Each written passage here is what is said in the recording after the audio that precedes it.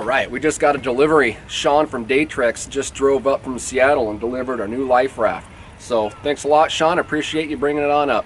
So what we got here is we got a Daytrex brand 4-person life raft. So it's a little smaller than the last one that we had, but it's a life raft and it has all the safety gear that you know, comes with the life raft, so it'll do us just fine. It's not our original hard case, so I'm a little concerned on how this new case is going to fit inside the existing cradle that's mounted on the boat.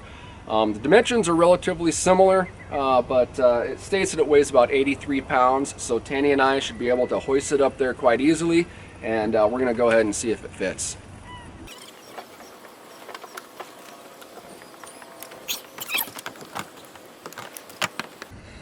Looks like it might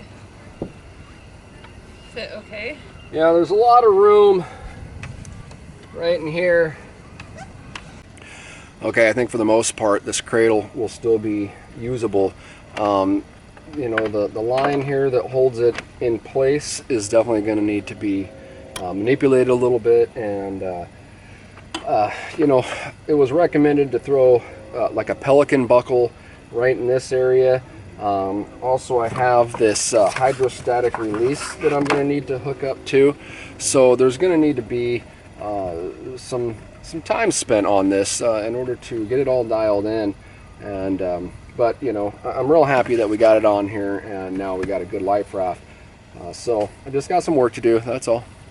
For a 4-man life raft, it costs about $1,600 maybe $1,700. But what happened was I also worked in the deal with a new EPIRB. So I did mention that I was going to service our old EPIRB. This thing is still a perfectly functional EPIRB. It just needs to have the battery serviced. For that, you need to send it in, and it costs about $250. So for another $50, we just got a brand new one, and I don't have to deal with sending in the old EPIRB.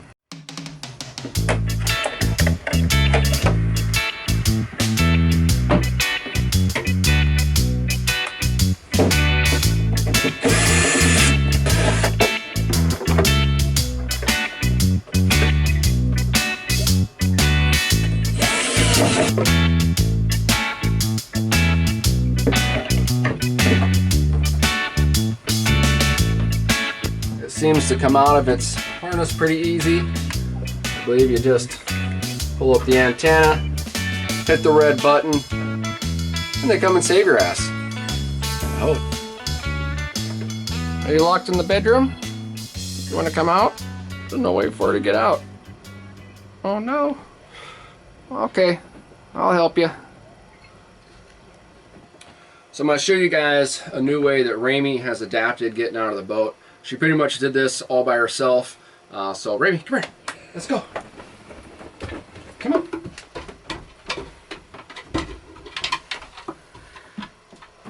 So that's her preferred method.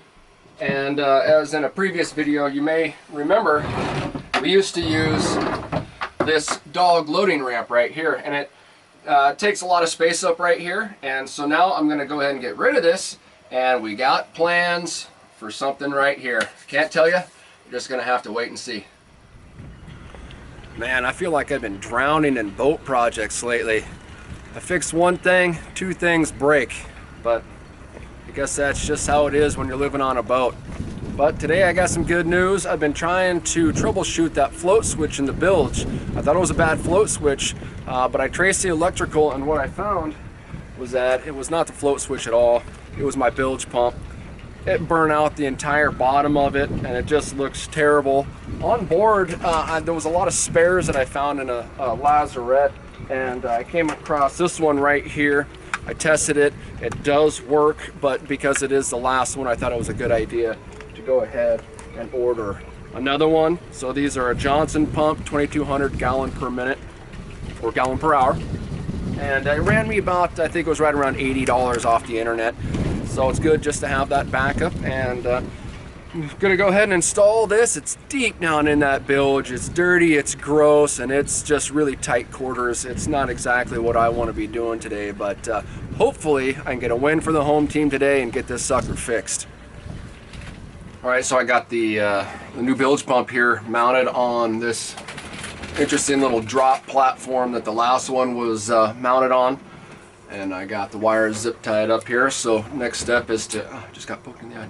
I'm gonna go ahead and lower this down in, actually here, let's cut that, no, not do the poke in the eye thing. Next step is, okay, so I got the bilge pump mounted on this lowering platform here and secured. So the next step is to go ahead, lower it down in there, connect the tube up here, and hopefully everything goes smooth. It's a pain in the sense that I'm gonna have to maneuver around a bunch of wires and pipes and everything else in there, but it's gonna be a tight fit, but hopefully I can get it in there relatively trouble-free.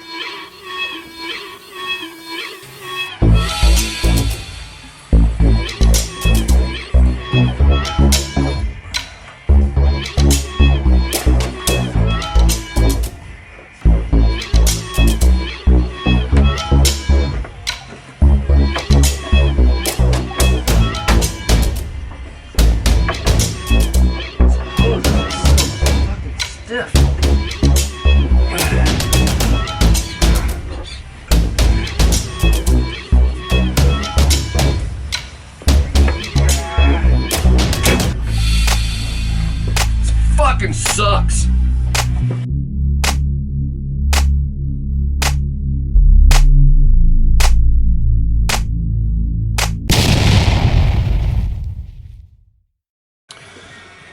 Whew, man. All right, the bilge pump's installed.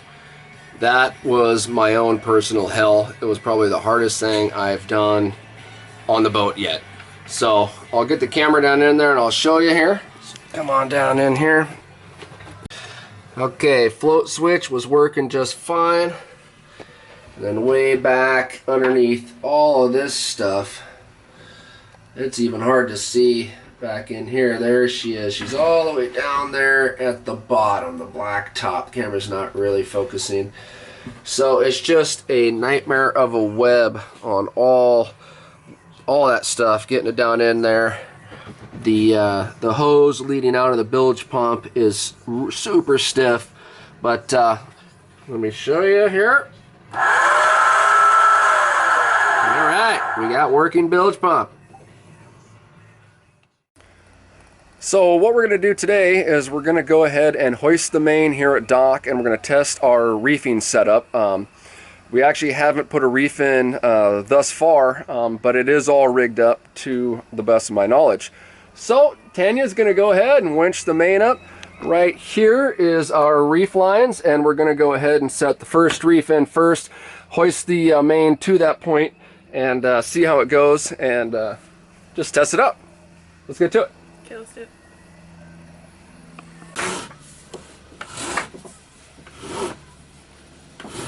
So it's pulling on the clue and the tack points inside the boom. There's a mechanism that two lines go to one. Right here, Tanya's going to make sure it's nice and tight. And I think we're good. Okay, let's go ahead and give it a try.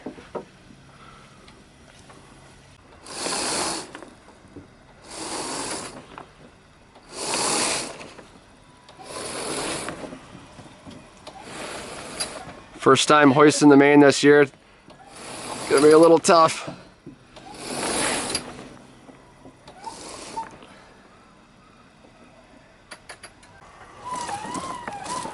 Alright. So here is the second reef. So we should easily rise above that.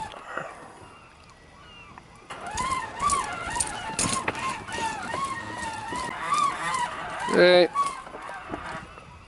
It's up a little higher.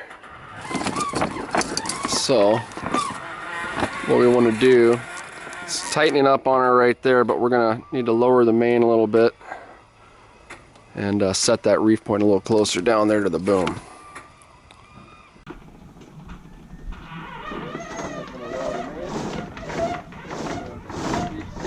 That's probably good right there, babe. Everything done from the cockpit. It's going to come over here to reef line 1. Here we go. Tighten that up. So effectively, that should tighten this up right here. Looks like it still will probably rise above the boom a little bit, but go ahead and crank it up and see what it looks like.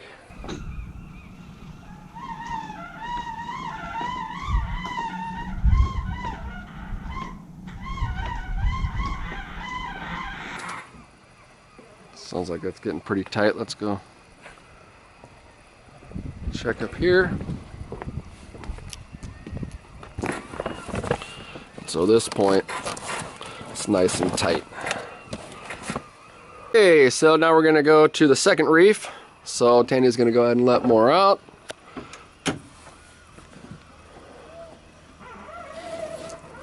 Down to that second reef point. I'll go ahead a little bit, there you go.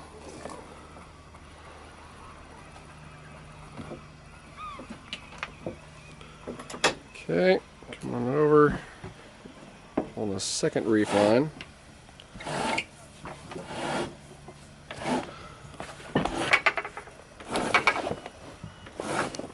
Going to be this green line.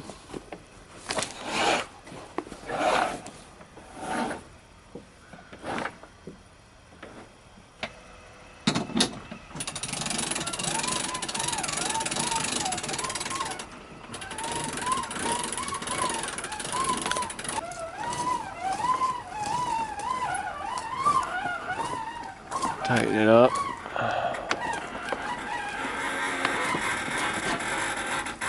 Yeah, right there.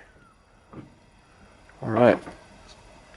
So that would be our double reefed main.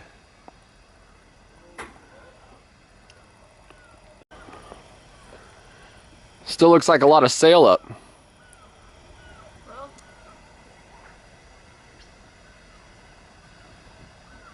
I mean, I guess it is what it is.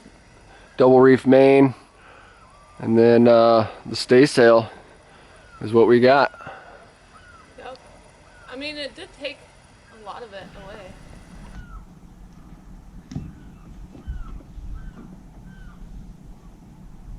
Okay, so we're going to shake out the reefs. So Tanya's going to pop the clutch on both reef points.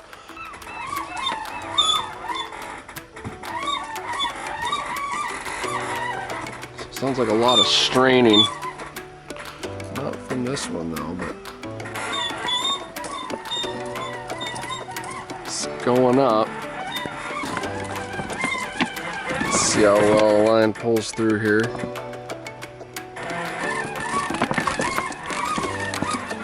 It's definitely going to give her some resistance because these are, I mean, they pull.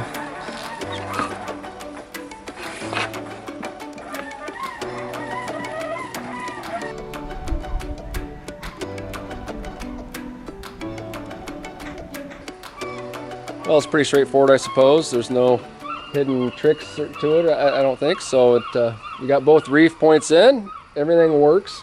A little extra friction though, so you know, we weren't expecting that. But so I guess go ahead and drop the main and we'll put her away. Yep. Nothing else we need to see here.